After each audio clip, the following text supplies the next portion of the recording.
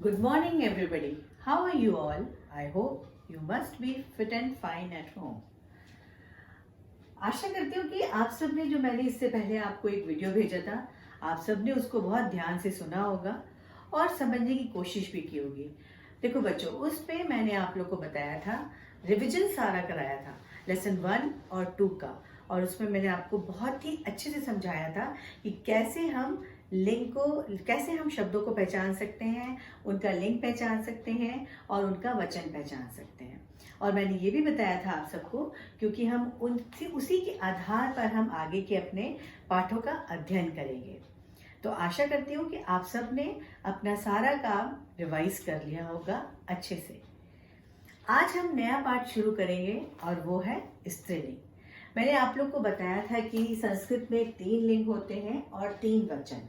3 लिंग में मैंने आप लोग को बताया था, पहला होता है पुल्लिंग, दूसरा स्त्रीलिंग और तीसरा नपुंसकलिंग।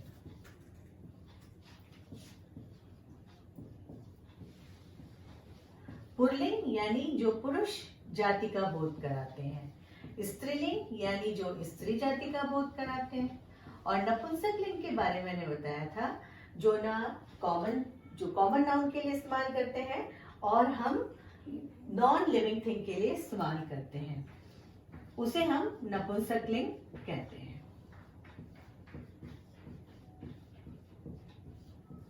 लेसन 2 में हमने पुल्लिंग शब्दों के बारे में पढ़ा था। मैंने आप लोगों को ये भी बोला था कि वचन 3 होते हैं। एक वचन जो कि हम एक वस्तु के लिए इस्तेमाल करते हैं, द्विवचन जो कि हम दो के लिए इस्तेमाल करते हैं, और बहुवचन जो 2 से ज्यादा के लिए प्रयोग में लाया जाता है। आप सबको मैं बताती हूँ कि पुल्लिंग, स्त्रीलिंग, नपुंसकलिंग जितने भी संज्ञा शब्द होते हैं, हम उनके बारे में जब भी बातें करते हैं तो हम उनकी बातें एक वचन, द्विवचन और बहुवचन तीनों वचनों में करते हैं।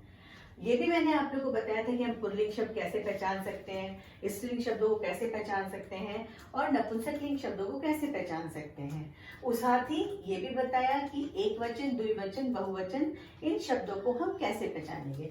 तो एक बार फिर से बताती हूँ मैं आप लोग को। मैंने बोला था कि पुल्लिंग शब्द जो होते हैं उसके एक वचन में विसर्ग लगा होता है, द्विवचन में औ की मात्रा लगी होती है, और संज्ञा शब्द के बहुवचन में आ की मात्रा के साथ विसर्ग लगा होता है।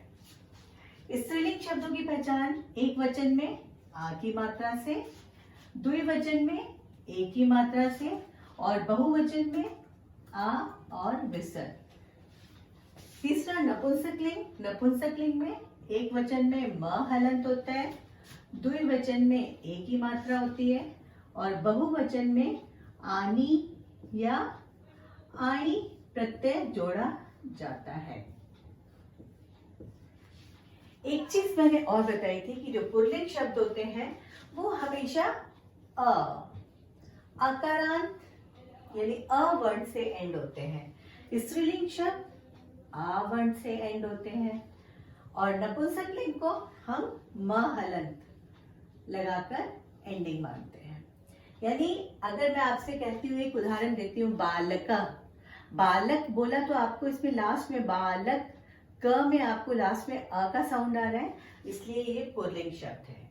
मैंने कहा बालिका, लास्ट में आपको आ का साउंड सुनाई दे रहा है, अतः ये स्त्रीलिंग शब्द है।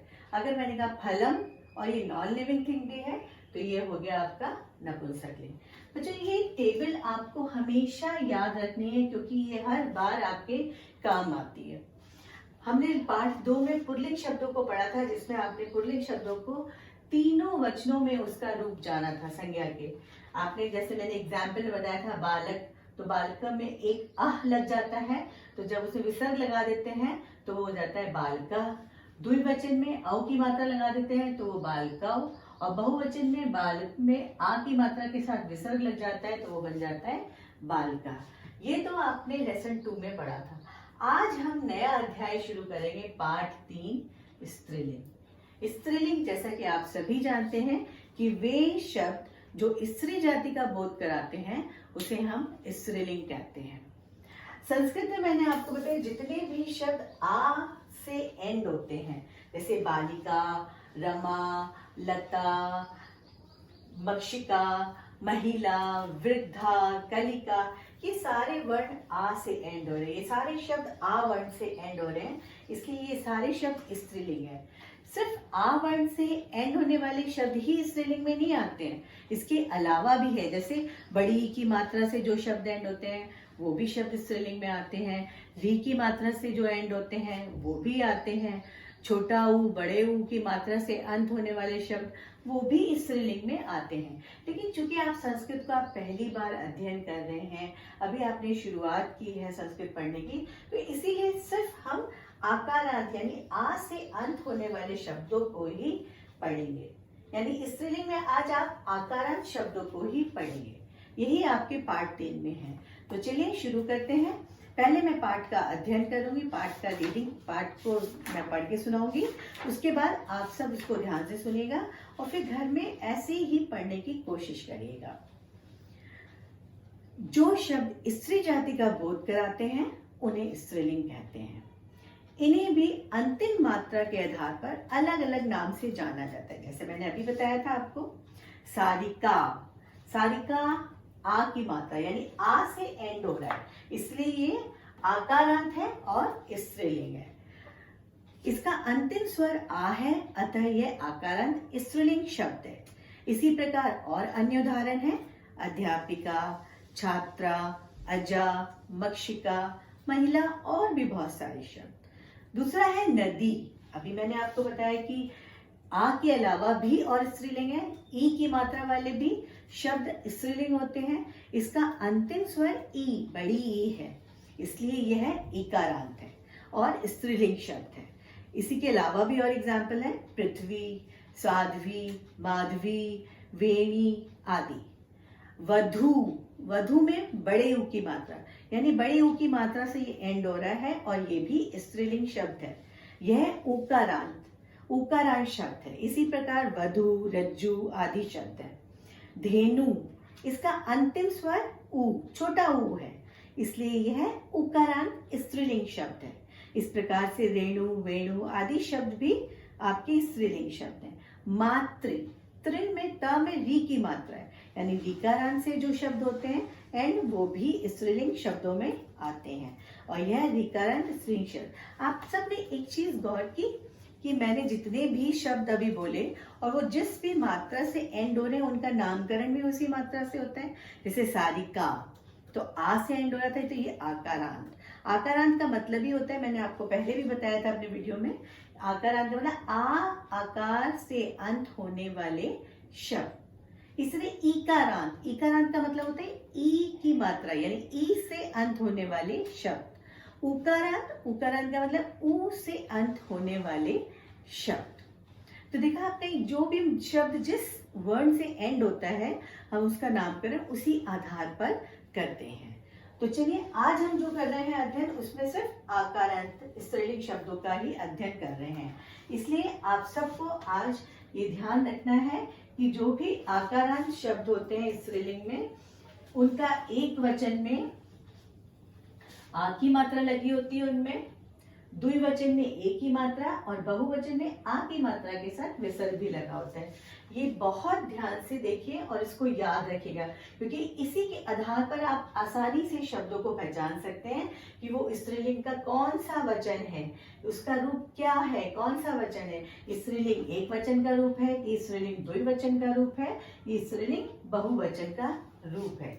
तो जैसे आपको भी मैंने बताया था बालिका, बालिका ऑलरेडी आ की मात्रा से एंड हो रहा है, इसलिए ये एक वचन है। जब मैं बालिका का बालिके कर देती हूँ यानी ए की मात्रा से एंड हो रहा है, ये द्विवचन है।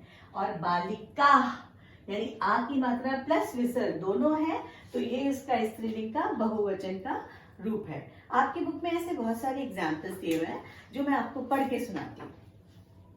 देखिए, बाला यानी एक बालिका, बाले दो बालिकाएं और बाला यानी अनेक बालिकाएं। छात्रा यानी एक छात्रा, छात्रे दो छात्राएं और छात्रा अनेक छात्राएं। महिला यानी एक महिला, महिले यानी दो महिला और महिला यानी अनेक महिलाएं। इसी तरह आपकी बुक में सारे एग्जाम्पल्स दिए हुए हैं।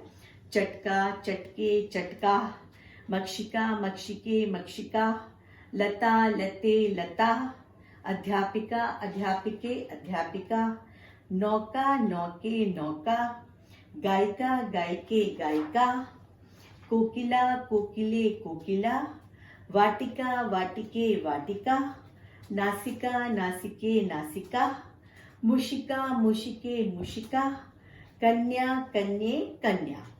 तो आपने देखा यहाँ जितने भी उदाहरण दिए थे सब आकारांत से एंड हो रहे थे और सबके एक वचन में आ की मात्रा, द्विवचन में ए की मात्रा और बहुवचन में आह की मात्रा।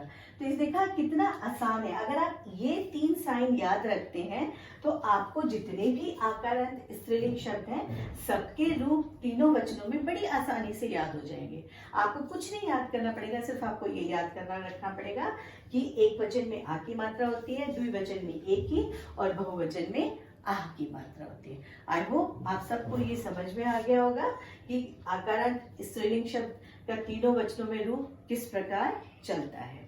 तो बस इतना ही आज आपके इस पार्ट 3 में था, आपको इतना ही पढ़ना था। उसके अलावा एक चीज और ध्यान रखिएगा कि आपकी बुक में पार्ट जब खत्म होता है तो उसके अंत में वर्ड्स मीनिंग दिए हुए हैं।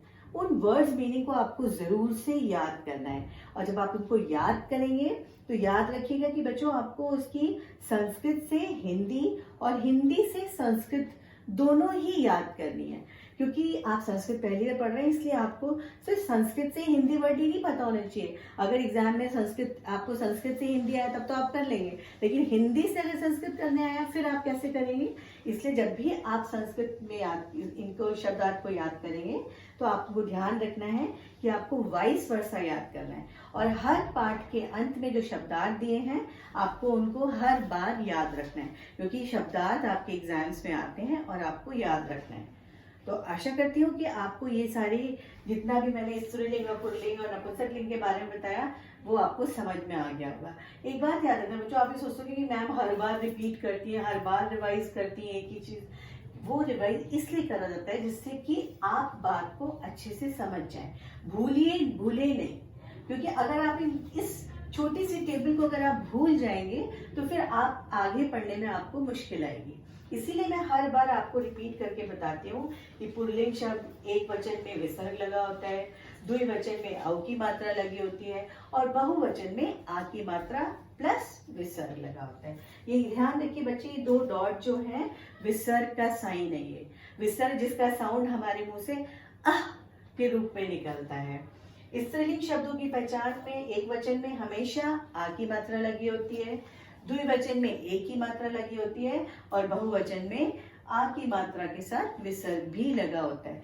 ये ध्यान रखिएगा बच्चों कि बहुवचन पुल्लिंग में आ की मात्रा नहीं होती है एक वचन में, लेकिन स्त्रीलिंग में हमेशा आ की मात्रा ऑलरेडी होती है, बस उसमें विसर्ग ऐड करते हैं। लेकिन बहुवचन पुल्लिंग में हम आ की मात्रा भी ऐड करते हैं और साथ में विसर्ग भी ऐड करते हैं, इसलिए ये डिफरेंस याद रखिएगा।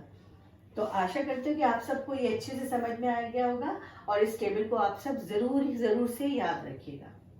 और घर में अपने संस्कृत की बुक आप सबने अब तो खरीद ली होगी, आप सबके पास संस्कृत की बुक होगी।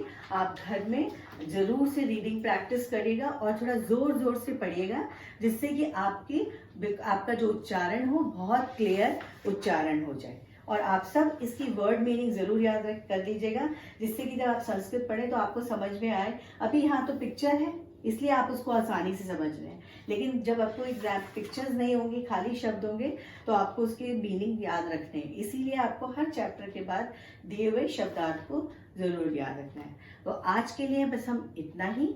आप घर में रिवाइज करिएगा, अच्छे से पढ़िएगा। इसके बाद मैं आपको इस एक्सरसाइज से रिलेटेड इस चैप्टर की सारी एक्सरसाइजेस बताऊंगी। आप उनको ध्यान रखिए कि आप एक्सरसाइज भी बहुत आराम से कर सकते हैं अगर आपको ये टेबल याद है, क्योंकि एक्सरसाइज में सारी एक्सरसाइज इसी टेबल पर बेस्ड है। आपको सिर्फ स्त्रीलिंग में आपको ये याद रखना है, पुल्लिंग के लिए आपको ये याद रखनी है साइन, तो आप आसानी से सारी एक्सरसाइज खुद ब खुद कर सकोगे। तो इसलिए बहुत इंपॉर्टेंट है इस टेबल को याद करना। आज के लिए बस इतना ही। Thank you so much. Have a nice day to you all.